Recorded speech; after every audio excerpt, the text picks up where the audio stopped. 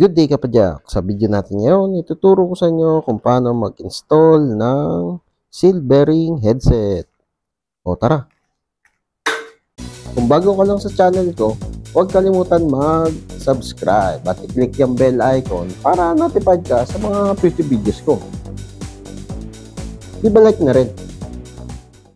Pag-install ng headset, napakadali lang. Kung newbie ka at gusto mong subukan mag-install ng headset, itong video na ito ay para sa'yo. Ito naman yung mga tools na kailangan mo. Kailangan mo ng headset remover.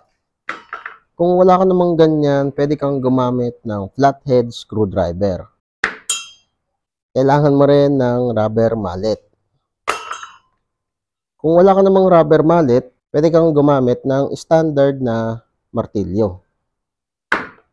Kailangan mo rin ng headset installer. Minsan, ang tawag lang dito ay press tool kasi pwede din itong gamitin sa mga press fit na bottom bracket. Kung wala kang ganyan, pwede kang gumamit ng standard na 2x2. Pero mas maganda kung makinis, wag yung ganito. Siyempre, kailangan mo ng grasa. Kailangan mo ng chain lube. Ito, mamaya sasabihin ko kung bakit.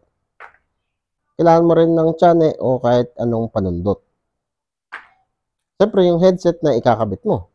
At panghuli ay basahan. So, bago natin ikabit itong headset, ipe-prep muna natin siya. Ibig sabihin nun, kailangan mo nang i-repack agad yung bearing. O lagyan ng bagong grasa. Hindi mo na kailangan linisin kasi meron naman yung factory lube. Sayang din yung factory lube.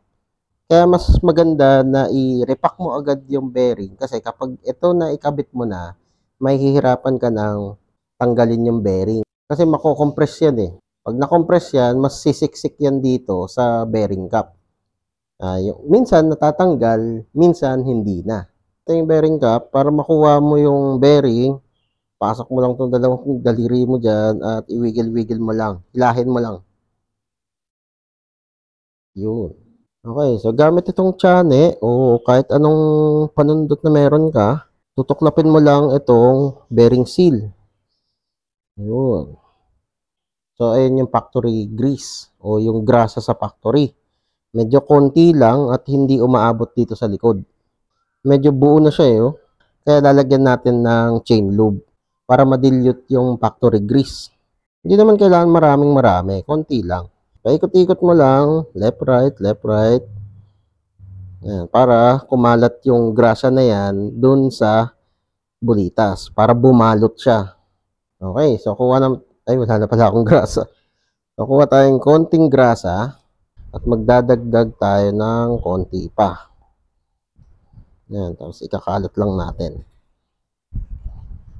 Tapos, pwede mo nang ibalik yung bearing seal. Okay. Tapos, kung meron ka pang natitirang grasa sa kamay, pahid mo lang dito sa bearing cap. Ito, importante na lagyan mo ng grasa yan o oil para yung bearing hindi dumikit kapag tumagal na. So, ayan, nalagyan na natin siya ng grasa. Siyempre, ganun din yung gagawin mo dito sa kabila. Hindi ko napapakita kasi parehas lang naman yung gagawin mo. Okay, so tatanggalin na natin yung bearing cap. Gamit itong headset remover, papasok mo lang to dito sa loob. So, gagamit ka lang ng kahit alin sa dalawa nito. Kung meron kang rubber mallet, mas maganda para hindi ma-damage yung dulo nito. Pero kung wala ka namang rubber mallet, ito na lang, yung standard na martilyo. Yun. Kapag wala ka namang headset remover, pwede kang gumamit ng screwdriver na negative o flathead. Ilalapat mo lang siya syempre dun sa bearing cap. Parang ganito. Yan, pag ganyan.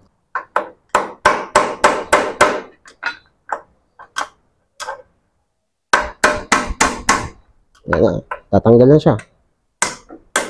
Yun. Okay, so bago natin ikabit yung bagong headset, linisan muna natin yung nasa loob.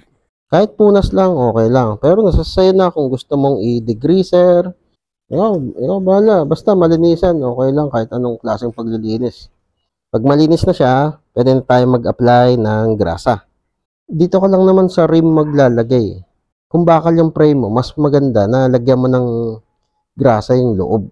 Pero kung aluminum naman, kahit dito lang sa rim, itong paglalagyan ng bearing cap, yun lang ilagyan mo ng grasa.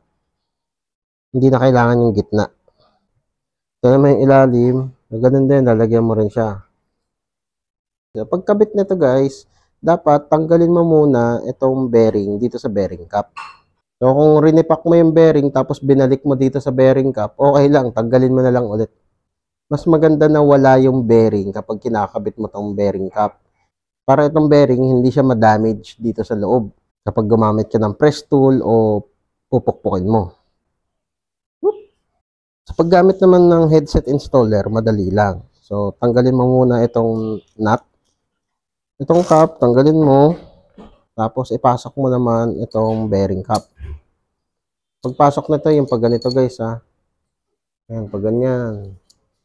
Kasi itong parte ng cap yung papasok dito sa frame. Tapos pasok mo na siya dito sa headset. As much as possible, mas maganda na nakapantay yung bearing cap. Para yung pagpasok niya mas smooth. Ito yung cap ng isa. Tapos lalagay ko tong bearing cap. At ipapasok ko dito. Ilalock ko na sila. Itong nut na to, kailangan mo siyang pigilan. Ito yung magko-compress. Kailangan mong gumamit ng number 17 na open wrench. O kung wala ka namang open wrench, kahit yung adjustable wrench na lang. Itong ibaba, hindi mo gagalawin yan. Steady lang siya. Itong turnbuckle, iikot mo siya ng clockwise. Pag ganun. Eh, dahan-dahan lang. Huwag mo mamadaliin kasi nangyari dati na minadali ko, tumagilid yung bearing cap. So, dahan-dahan lang.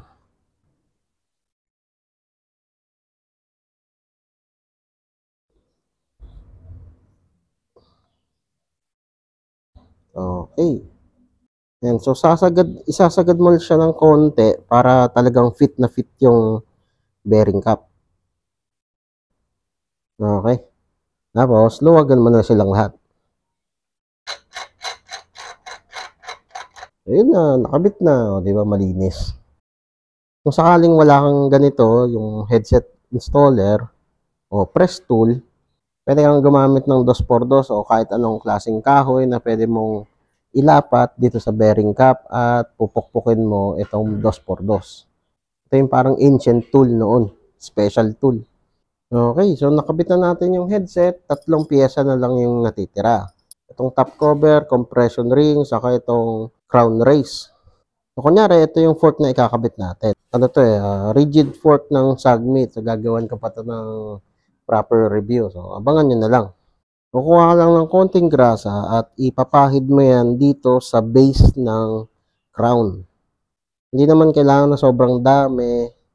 Pahid lang, okay na.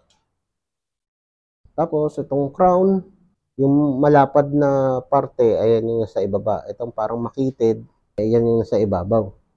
Pwede bang gumamit ng ball bearing headset sa ganitong fork? Ang sagot dyan ay depende. May fork na may konting umbok, meron naman na wala. Kaya kung magkakabit ka ng fork, dapat talaga mag-upgrade ka ng headset. Mura lang naman headset eh. Sa paglagay ng bearing, pag ganito guys. So yung parang may slant na yan, yan yung nasa ibabaw. Yung flat lang, yan yung nasa ilalim. Okay, so dito sa ibabaw ng bearing na yan, dapat meron pa yung extra grasa. Yan, kahit konti lang. Bago mailagay yung bearing, dapat meron ding extra grasa itong bearing cap. Pag ganito naman yung paglagay ng bearing, yung may shafting, eh naman yung nasa ibaba. Yung flat side ng bearing, yan naman yung nasa itaas. So, ito guys, yung compression ring, ang pagkabit naman yan, pag ganyan, hindi pwedeng nakaganyan. Dapat itong part na to, papasok yan dun sa loob ng bearing. Tapos, ang panghuli, ito na, yung takip. So, yun na guys, tapos na yung headset na install na natin. Tapos, pwede man nang ikabit yung mga spacer mo. Yun. Tapos, yung stem na gagamitin mo. Yun. At panghuli, itong top cap. Ito yung pinaka-importante sa lahat, yung top cap. Sa mga top cap, gagamit ka lang ng 5mm Allen key. Sa ibang brand, gumagamit sila ng T25 Torx. Kapag walang top cap, hindi mako-compress yung headset. Hindi siya magiging buo. Magiging delikado kasi walang magpipigil dito sa stem. So, dito, kunyari sa fork natin, meron ng flower nut. Since bago kasi ito, kaya hindi ko nalalagyan. Pag higpit ng top cap, clockwise, pag ganun. Tapos, dahan-dahan mo lang siyang higpitan. Huwag mong mamadaliin yung paghigpit para matansya mo kung ano yung tension niya. Kung sobrang higpit yung pagkakahigpit mo sa top cap, magiging sakal yung bearing. Kapag sakal yung bearing, matigas yung steering.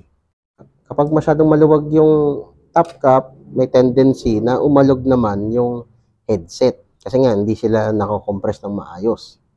So, dapat tatansyahin mo siya. Kaya yung paghigpit mo, dapat dahan-dahan lang. Kapag naramdaman mo nang tumigas yung bolt, bigyan mo lang siya ng konting higpit, konting-konti lang. Tapos, testingin mo yung fork kung lumiliko siya ng maayos. Kapag medyo sakal, yung matigas yung liko ng fork, luwagan mo yung top cap ng konting-konti lang. Tapos testing ulit. Kapag nakuha mo yung tamang tension ng top cap, dapat maayos yung liko ng fork, madulas, hindi nasasakal yung bearing, saka yung headset hindi na umaalog. Okay. So kung nakuha mo yun, edi na-install mo na ng maayos yung headset mo. Congrats, ayos. Di ba? Sabi sa inyo madali lang magkabit ng headset Kung nakatulong itong video na to, leave a like, o kung may katanungan ka pa sa pagkabit ng headset, comment down below lang. Itong Sagmit fork, abangan nyo, i-review ko to. Okay, so yun lang. Ayos. Whee! O kapadyak, kung na-enjoy mo itong mga video ko, leave a like at i-share mo na rin sa mga tropa pips mo. Makakatulong ito sa channel. Kung gusto mo pa manood ng ibang video, ito, meron pa tayo. Hindi tayo nauubusan. Ayan, katulad nito, saka ito. Nood ka na. Madami pa tayong mga video na i-upload. Kaya, mag-subscribe at i-click yung bell icon para notified ka sa mga future videos ko. Maraming salamat. See you next time.